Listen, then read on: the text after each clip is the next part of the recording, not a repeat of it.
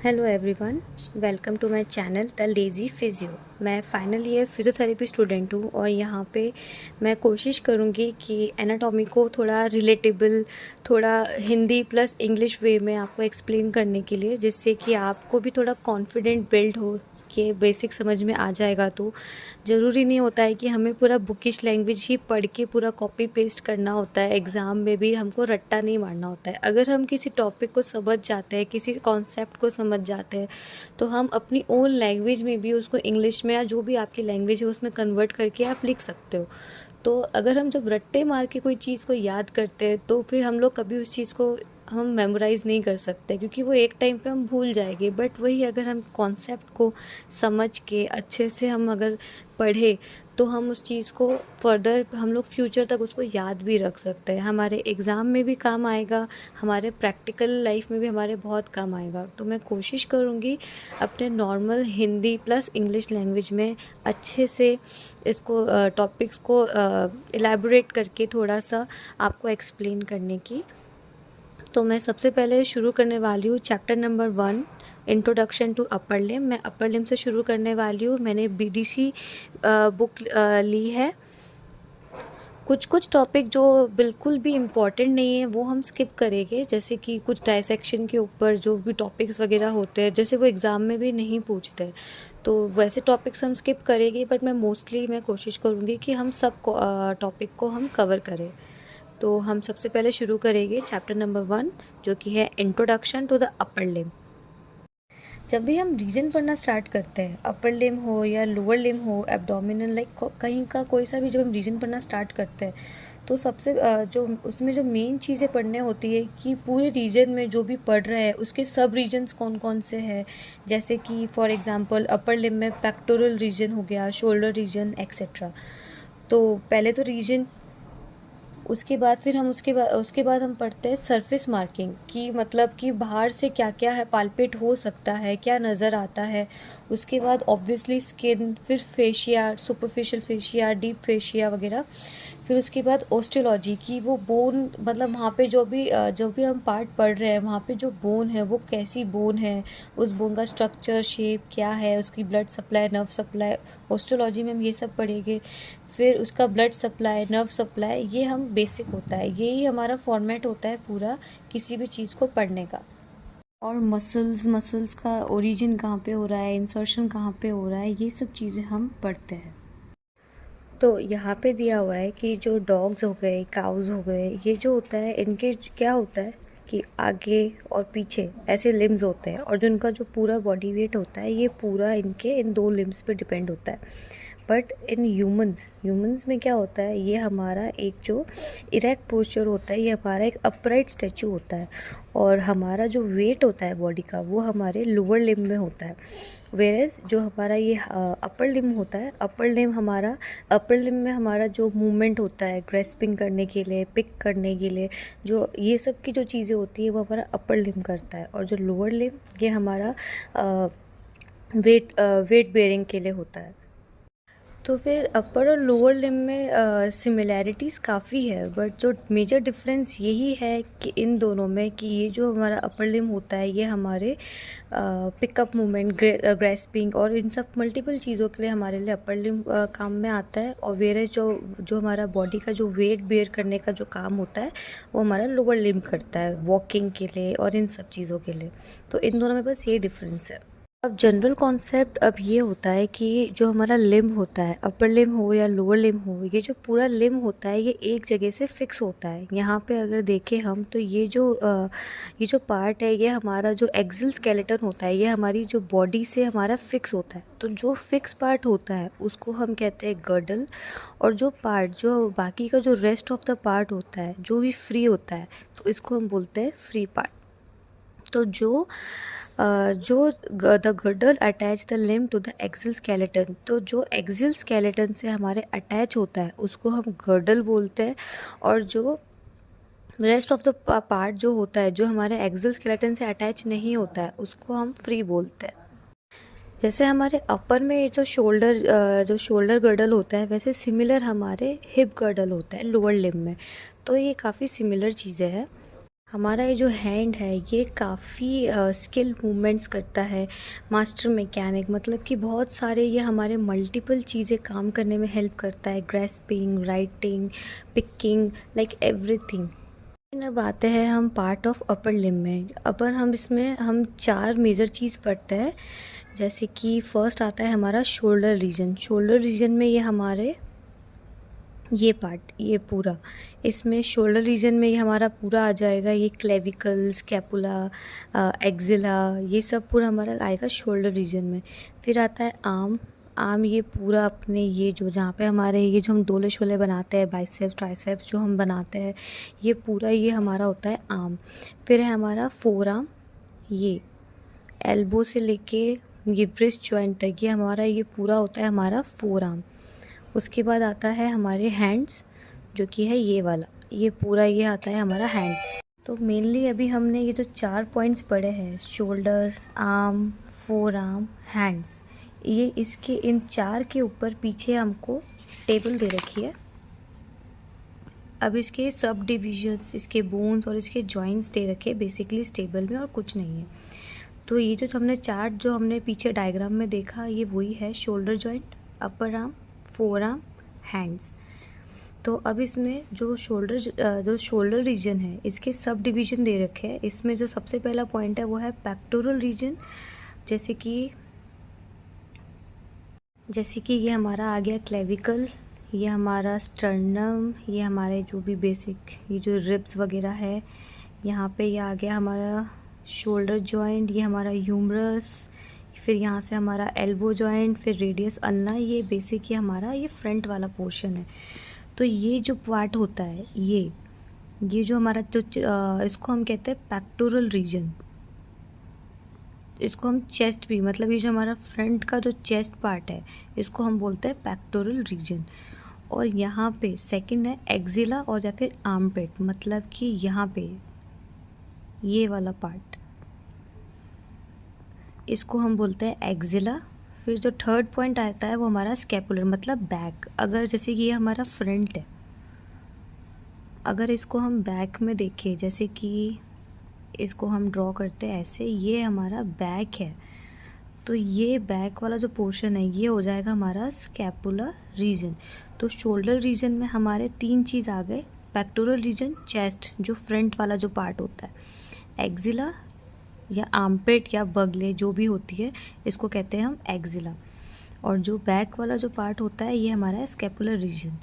इसमें अब जो बोन्स होती है वो हम पढ़ते हैं, क्लेविकल हो गया, स्कैपुला हो गया, जॉइंट स्टर्नो क्लेविकुलर जॉइंट जो स्टर्नम और क्लेविकल से मिलके जो जॉइंट बनाता है, एक्रोमियो क्लेविकल जॉइंट, नाम में ही पता चल रहा है। फिर सेकंड जो हमको पढ़ना था वो है हमारा आर्म। आर्म में, अपर आर्म में क्या आता है, इसको हम ब्रेकियम भी बोलते हैं। ये जो होता है ये हमारे शोल्डर से लेके एल्बो तक, शोल्डर से लेके एल्बो तक। तो ये जो पूरा पार्ट है ये पूरा क्या कहलाता है, आर्म। तो इसके क्या पॉइंट्स हैं, इसके सब डिविजन्स नहीं दे रखे हैं, इसके डायरेक्ट बोन्स है। इसमें कौन सी बोन होती है, ह्यूमरस बोन। ये कौन सी बोन है, ह्यूमरस बोन। इसमें जो जॉइंट बनता है वो कौन सा जॉइंट है, शोल्डर जॉइंट, जिसको हम स्कैपुलो ह्यूमरल जॉइंट भी बोलते हैं। फिर जो थर्ड था हमारा आता है फोर आर्म।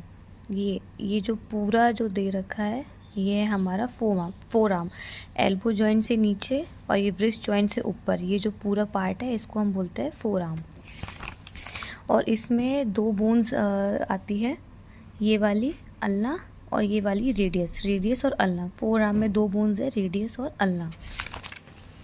तो वही चीज़, सेम चीज़ टेबल में दे रखी है, जो पीछे डायग्राम में दे रखा है उसी को एलैबोरेट करके उन्होंने इस टेबल में दे रखी है। तो जो हमने पीछे क्या पढ़ा कि जो आर्म है यहाँ पे ये एक ही बोन है, ह्यूमरस बोन। ये जो फोर आर्म है इसमें 2 बोन्स हैं, ulna and radius.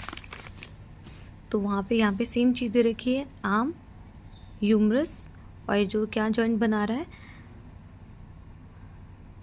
Shoulder joint. अब फोर आर्म की बात करें तो रेडियस एंड अल्ना क्या जॉइंट बना रहा है, elbow joint and radio ulnar joint, जो रेडियस और अल्ना का आपस में जॉइंट है एक वो।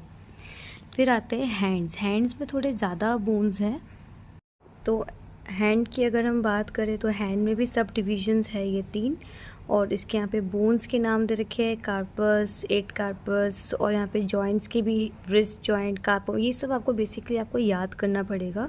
ये थोड़ा बेसिक चीज़ है।